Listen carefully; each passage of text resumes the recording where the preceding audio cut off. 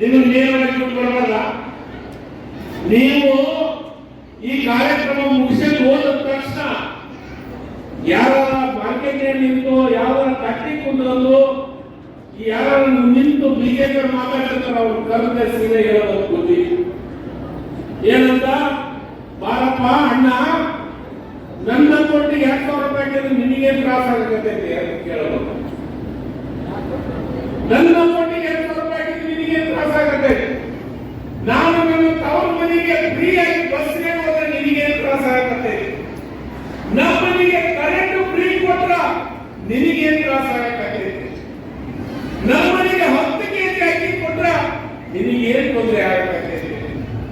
ನನ್ನ ಮಗನಿಗೆ ಡಿಗ್ರಿ ಮುಗಿಸಲು ಮನೆ ಕೂತಾರ ಅವರಿಗೆ 2000 ರೂಪಾಯಿ 3000 ರೂಪಾಯಿ ಕೊಟ್ಟರೆ ನಿನಗೆ ತ್ರಾಸ ಆಗುತ್ತೆ ಅಂತ ಕೇಳಬಹುದು. ಸಿದ್ದರಾಮಯ್ಯನವರಿಗೆ ಮತ್ತು ಡಿ ಕೆ ಶಿವಕುಮಾರ್ ಅವರಿಗೆ ಯಾವಾಗ ಸಾರ್ಥಕ ಆಗುತ್ತಂದ್ರ ಆ ಪುಣ್ಯಾತ್ಮರಿಗೆ ನೀವು ಕೇಳಿದಾಗ, ಆ ಪುಣ್ಯಾತ್ಮರಿಗೆ ನೀವು ಕೇಳಿದಾಗ, ಯಾಕಂದ್ರೆ ಅವ್ರೆಲ್ಲ ಕಟ್ಟಾರ. ನೀವಿಗೆ 2000 ರೂಪಾಯಿ ಕೊಟ್ಟಿರೋದ್ರಿಂದ, ಈ ಗ್ಯಾರಂಟಿ ಯೋಜನೆ ಕೊಟ್ಟಿರೋದ್ರಿಂದ ರಾಜ್ಯ ಸರ್ಕಾರ ದಿವಾಳಿ ಆಗಿದೆ. ರಾಜ್ಯ ಸರ್ಕಾರದಾಗ ಅಭಿವೃದ್ಧಿ ಮಾಡಿಲ್ಲ. ನಾನು ಒಂದೇ ಬಿಜೆಪಿ ಮಿತ್ರರಿಗೆ ಕೇಳ್ತೀನಿ, 3 ರಿಂದ 4 ವರ್ಷ ಈ ರಾಜ್ಯ ಆಳಿದ್ರಲ್ಲ, ಏನು ಕಟ್ಟಿ ಕಡದು ಕಟ್ಟಿ ಹಾಕಿದ್ರಿ ಹೇಳಪ್ಪ? ಏನು ಕಟ್ಟಿ ಕಡದು ಹಾಕಿದ್ರಿ?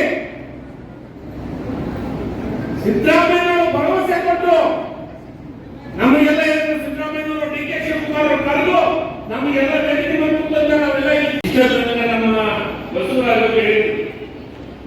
ಅವ್ರು ಹೇಳಿದ ಮೇಲೆ ನಾನು ನೀವು ಕಾಯದಲ್ಲಿ ಕೇಳ್ತೀನಿ, ಈ ಗ್ಯಾರಂಟಿ ಯೋಜನೆ ಇಡೋಣ ಬೇಡ?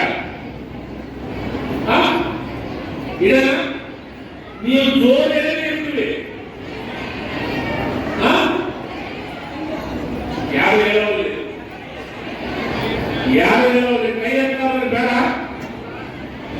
ಕೈ ಎತ್ತ ಲೆಕ್ಕಬೇಕ. ಯಾರಿಗೆ ಬೇಕು ಅವ್ರ ಕೈ ಎತ್ತ, ಕೈ ಎತ್ತ ಅನ್ನೋದು ತೆಗೆಯಬೇಕು. ತಾಯಂದ್ರೆ ಬಸವರಾಜ್ ಬಹಳ ಅರ್ಥಗರ್ಭಿತವಾದಂತ ವಿಚಾರಗಳನ್ನು ಪ್ರಸ್ತಾಪ ಮಾಡಿದರು. ಇದರಿಂದ